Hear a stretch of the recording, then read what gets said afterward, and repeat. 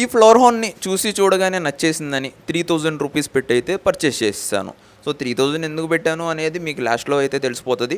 అది వచ్చిన రోజు అంటే డే 1 కండిషన్ వచ్చేసరికి ఇదనమాట.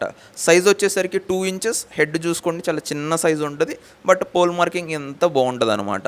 అండ్ ఈ క్లిప్పింగ్ చూసేసేయండి. ఈ క్లిప్పింగ్ వచ్చేసరికి డే 7 క్లిప్పింగ్. డే 7లో కలర్ ఇంప్రూవ్ అవ్వడం స్టార్ట్ అయిపోయింది. హెడ్ కూడా నీట్‌గా పంపింగ్ అవ్వడం స్టార్ట్ అయిపోయింది. ఫుల్ హైపర్ యాక్టివ్ ఉంటదనమాట.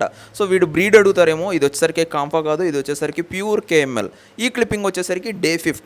డే 1కి డే 15కి ఒకసారి మీరు డిఫరెన్స్ చూసేసుకోండి. మామూలుగా కాదు, బీభత్సంగా ఉంటదనమాట రిజల్ట్స్. అండ్ ఈ క్లిప్పింగ్ వచ్చేసరికి డే 30న మనం ఫిన్స్ ట్రిమ్మింగ్ చేసాం. ఫిన్స్ ట్రిమ్మింగ్ వచ్చేసరికి ఎక్స్పర్ట్స్ చేస్తే బెటరు, బిగినర్స్ చేస్తే కొంచెము తడబడతారు. అందుకని ముందే చెప్పేస్తున్నా.